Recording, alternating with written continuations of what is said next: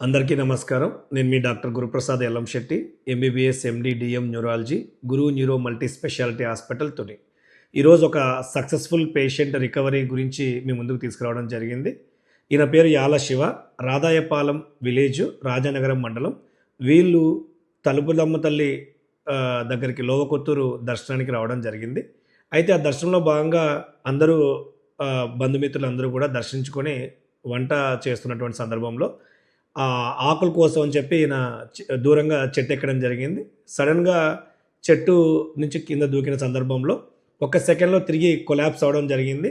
ఆ కొలాప్స్ అయిన సందర్భంలో పేషెంట్ అటెండెంట్స్ దూరంగా ఉండడం వల్ల తిరిగి చూసేసరికి ఇతను నోట్లో నురగ రావడం, స్పృహ లేకుండా ఉండటం, కోమాలోకి వెళ్ళటం. ఏం జరిగిందో తెలియని పరిస్థితుల్లో, అయోమయ పరిస్థితుల్లో బంధుమిత్రులు అందరూ కూడా మన హాస్పిటల్ తీసుకురావడం జరిగింది. వచ్చే సందర్భంలో పేషెంట్ కోమాలో ఉన్నాడు, నాడి మాత్రమే ఉంది, కోమాలో ఉన్నాడు. అయితే మేము అటువంటి కండిషన్లో ఏం జరిగిందని చెప్పే పరిస్థితుల్లో పేషెంట్ లేడు. వాళ్ళు చూసిన సందర్భాల్లో వాళ్ళ అటెండెంట్స్ కూడా లేరు. అంటే వాళ్ళు కింద పడ్డారని ఒకరు, లేకపోతే కింద పడిన తర్వాత ఏమైనా కుట్టుంటుందని ఒకరు. ఇలాంటి సందర్భాల్లో పేషెంట్ తీసుకురావడం, వచ్చినటువంటి సందర్భంలో పేషెంట్ నాడి మాత్రం ఉంది, గ్లూకోజ్ లెవెల్స్ బాగా పడిపోయి ఉన్నాయి.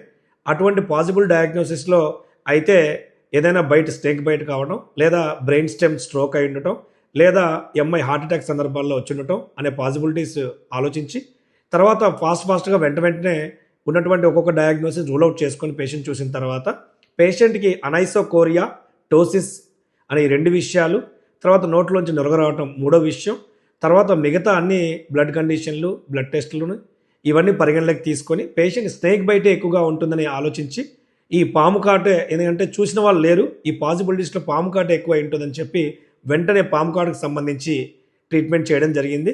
వితిన్ 6 అవర్స్లో పేషెంట్ రికవరీ కావడం జరిగింది. వితిన్ 24 అవర్స్లో 100% రికవరీ కావడం జరిగింది. అయితే ఈ ట్రీట్మెంట్ అవుతున్న సందర్భంలో రక్తం తక్కువ అవటం, ఒంట్లోని పొటాషియం, సోడియం లవణాలు తక్కువైపోవటం, ఇవన్నీ కూడా అన్నింటినీ కూడా ట్యాకిల్ చేయడం జరిగింది. ట్యాకిల్ చేసి పేషెంట్ని తిరిగి నార్మల్ చేయటం, ఏదైతే ఎలా అయితే ఆనందంతో దైవ దర్శనానికి ఎలా అయితే వచ్చారో తిరిగి ఇంటికి అదే రీతిలో పంపిస్తున్నందుకు మాకు చాలా సంతోషంగా ఉంది. అయితే ఇలా తుని, పాయకరాపేట చుట్టుపక్కల ప్రాంత ప్రజలకి చెప్పదలసింది ఏంటంటే, ఇది పాయిజనింగ్ కానీ, స్నేక్ బైట్ కానీ, స్ట్రోక్ కానీ, ఎనీ ఎమర్జెన్సీ 24 గంటలు మీకు అందుబాటులో ఉంటాం. మాది రాధేయపాలెం అండి, రాజనగరం మండలం.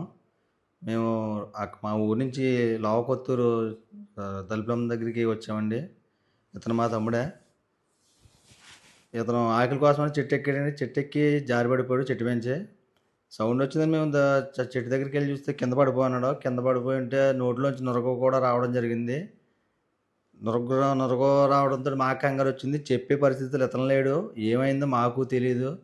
వెంటనే ఈ నురగ రావడం చూసి డాక్టర్ గారి దగ్గర తీసుకొచ్చామండి.